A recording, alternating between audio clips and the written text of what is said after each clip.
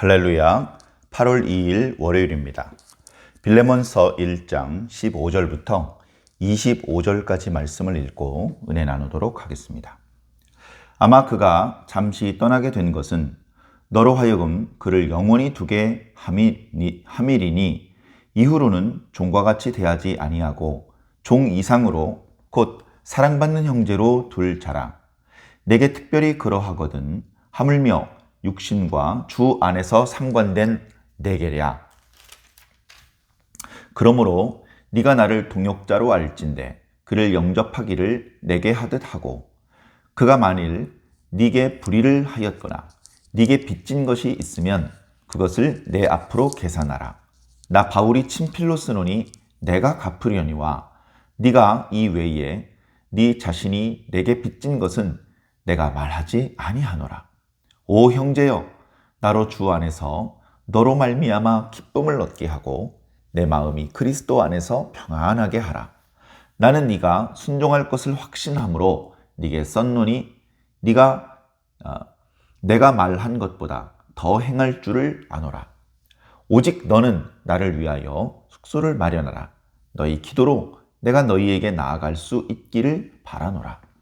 그리스도 예수 안에서 나와 함께 갇힌 자 에바브라와 또한 나의 동역자 마가, 아리스다고, 데마, 누가가 문안하느니라. 우리 주 예수 그리스도의 은혜가 너희 심령과 함께 있을지어다. 아멘. 어제 말씀에 이어서 빌레몬서 뒷부분입니다. 몇 차례 말씀드렸던 것처럼 빌레몬서는 이제 바울 서신 중에서 가장 짧습니다. 그리고 그 내용에는 직접적인 복음적인 내용이 담겨져 있는 것은 아니죠.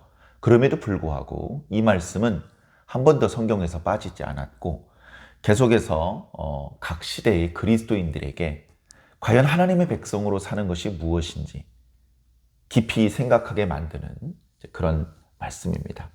핵심적인 내용은 용서죠, 용서. 빌레몬이라는 사람이 있었습니다. 그 사람은 이제 골로새 지역에 있는 사람들이죠. 골로새 지역에서 자기의 가정을 교회로 제공할 정도로 예수를 영접한 이후에 정말로 모범적이고 헌신적인 그 지역 교회의 장로의 역할을 감당하는 그런 사람이었습니다. 그리고 그가 예수 믿은 이후에 행하는 여러 사랑의 모습들, 믿음의 모습들이 많은 믿는 자에게 본이 되었고 사도 바울과 그 일행들에게 큰 위로가 되었다고 사도 바울은 말하고 있습니다. 그런 빌레몬이 그 집에서 일하던 오네시모라고 하는 종이 도망가는 일이 있었습니다.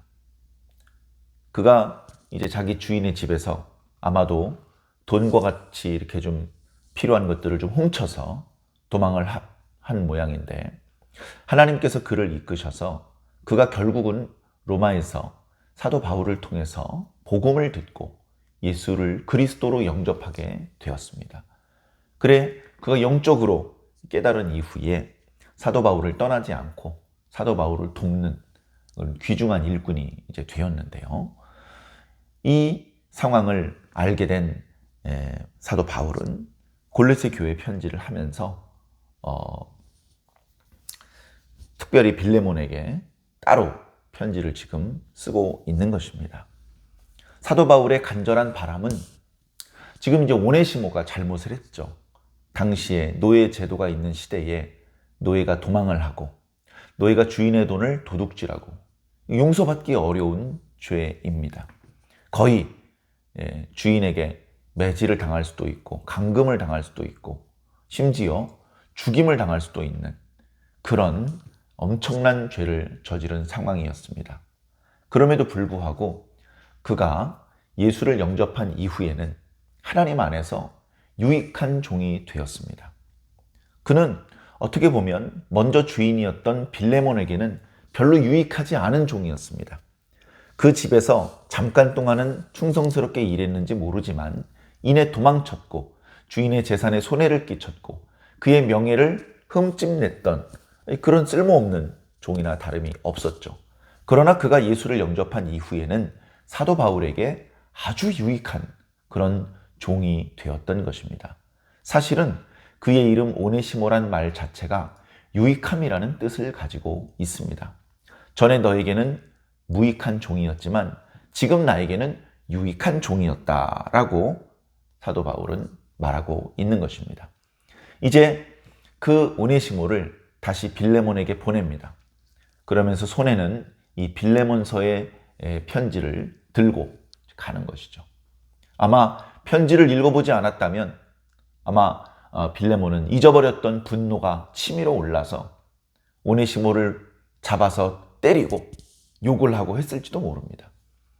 그러나 그에 앞서서 오네시모가 아마도 무릎을 꿇고 용서를 구하면서 제가 사실은 로마에 가서 바울 선생님을 통해 복음을 들었고 예수 그리스도를 구주로 영접했습니다.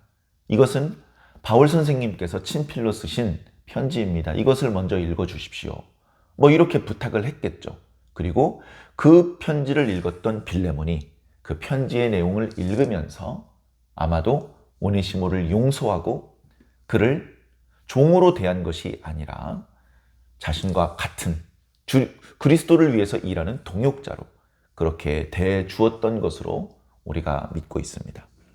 오늘 말씀에 보면 지난 시간에 묵상했던 말씀에도 사도 바울이 내가 명령할 수도 있겠지만 명령하고 싶지 않다. 그리스도 안에서 너에게 간곡히 부탁한다. 네가 허락하지 않으면 내가 마음대로 하고 싶지 않다. 그렇게 말을 했습니다. 오늘 말씀에도 혹시 오네시모가 너에게 있다가 도망쳐 나오는 과정에서 네 재산에 손해를 끼친 것이 있다면 내가 갚겠다. 내가. 사실은 빌레몬 자네가 나 바울에게 빚진 것이 있다는 것은 따로 말하지 않겠다.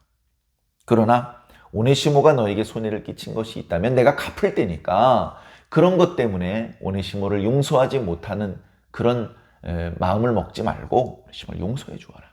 그렇게 사도 바울은 말하고 있습니다. 계속해서 사도 바울은 말합니다. 오 형제여, 내가 너로 인하여 기쁨을 얻게 하라. 네가 오네시모를 용서하고 영접해 주어야 내 마음이 기쁘고 내 마음이 편안할 수 있다. 이어지는 21절에 보니까 네가 나의 말에 순종할 거라고 나는 분명히 확실한다. 그뿐만이 아니고 내가 너에게 바라는 것 이상으로 행동할 거라고 나는 확신한다. 그렇게 말하고 있는 것이죠. 아마도 빌레몬의 믿음을 사도 바울이 알고 있었기 때문에 그가 흔쾌히 자신의 부탁을 받아들이고 또 예수 그리스도 안에서 오네시모를 용서하고 그를 복음의 동역자로 받아들여 줄 것을 바울은 진심으로 확신하고 있었던 것 같습니다. 사랑하는 성도 여러분, 우리는 어떻습니까? 이 말씀을 통해서 우리들의 삶을 돌아보았으면 좋겠습니다. 사실은 오늘 본문 말씀에 직접 등장하지는 않지만 하나님께서 이 모든 일들을 주장하고 계셨다는 것을 깨닫습니다. 오네시모가 노예가 되었지만 도망쳤지만 그를 결국은 바울에게로 인도한 것이 하나님입니다. 그래서 바울을 통해서 복음을 듣고 예수를 구주로 영접하게 해 주셨습니다. 바울은 오네시모의 사정을 듣고 오네시모를 사랑하고 불쌍히 여기며 오네시모가 이제 빌레몬에게 이렇게 불편한 관계가 아니고 편안한 떳떳한 관계가 되어서 계속해서 복음을 위해서 유익한 그런 하나님의 종, 많은 주의 종들의 동역자로서 그렇게 활동할 수 있게 되기를 바라는 마음으로 골로새서 이외에 따로 빌레몬서를 이렇게 편지로 기록하게 하셨습니다. 그것도 하나님께서 바울에게 주신 마음입니다. 자, 오네시모가 사도 바울의 편지를 들고 골로새에 가서 빌레몬을 만났을 때에 빌레몬의 마음을 이제 마지막으로 하나님께서 움직여 주셔야 됩니다. 어떻게 보면 오네시모가 복음을 듣고 사도 바울 앞에 무릎을 꿇고 전 주인 빌레몬 앞에 무릎을 꿇는 것은 어쩌면 당연하고 자연스러운 일이었을 것입니다. 사도 바울이 늘 예수 그리스도의 성품 안에서 많은 성도들을 사랑하고 불쌍히 여기면서 살아왔는데 오네시모를 불쌍히 여기는 마음으로 편지를 쓰는 것은 그것은 이상하지 않은 일입니다. 그런데 어떻게 보면 그렇게 자신에게 되돌아온 오네시모를 용서하는 빌레몬은 어쩌면 쉽지 않았을지도 모릅니다. 그는 이미 자기 재산에 손해를 끼쳤고 자기의 명예를 더럽혔습니다. 주변에 많은 사람들이 보고 있는데 그를 용서해 주는 것이 쉽지만은 않았을 것입니다. 저 녀석은 주인의 재산을 도둑질하고 주인의 명예를 더럽혀 가면서 도망갔던 노예인데 저런 노예에게 벌을 주지 않고 주인이 용서해 주시다니 하면 다른 노예들이 어떤 생각을 가지고 있겠습니까? 여러 복잡한 상황이 있을 수 있겠죠. 그러나 그럼에도 불구하고 하나님께서 빌레몬의 마음을 주장하셔서 그를 용서하시고 그를 영접하고 그를 복음 안에서 함께 일하는 동역자로 인정해 주도록 그렇게 했다면 그것은 빌레몬의 사람 됨됨이 때문에 그렇게 된 것이 아니고 하나님께서 빌레몬의 마음을 감동하셨기 때문에 그렇게 된 것입니다. 우리는 이렇게 하나님의 역사가 필요합니다. 우리가 동에서 서로 남에서 북으로 이동하는 모든 것들은 우연이 아니고요. 우리의 의지가 아니고요. 사실은 하나님께서 그렇게 우리를 움직이시고 그렇게 우리를 인도하시는 것입니다. 저는 하나님께서 저를 인도하셔서 지금 여기에 있다는 것을 분명히 확신합니다. 사랑하는 성도 여러분, 그게 얼른 와닿지 않더라도 하나님의 이끄심을 믿고 의지하시기를 바랍니다. 우리는 가면 안 되는 곳에 가서도 안 되고 가야 하는데 안 가고 머물러 있어도 안 됩니다. 우리는 항상 우리 마음대로 움직이는 것이 아니라 우리를 인도하시는 인도자 되신 예수 그리스도, 그분의 뜻, 그분의 말씀대로 우리는 순종을 하며 이동을 해야 되는 것이죠. 그리고 그분께서 우리들의 마음을 주장해 주실 것입니다. 사랑의 마음, 너그러운 마음을 주실 때도 있고 또는 여러 다양한 마음을 주셔서 우리를 통해서 당신의 뜻을 나타내시고 당신의 일을 이루어 가시는 것이죠. 우리는 그 역사 가운데 우리는 무대 위에 주인공들로 부름을 받았습니다. 오늘은 우리가 어디로 가야 됩니까? 누구를 만나야 됩니까? 무슨 말을 해야 됩니까? 그 과정에서 우리들의 마음은 어떤 마음을 품어야 됩니까? 모든 것이 우리들이 의지대로 되는 것 같으면서 사실은 모든 것이 주님의 뜻대로 되는 것입니다.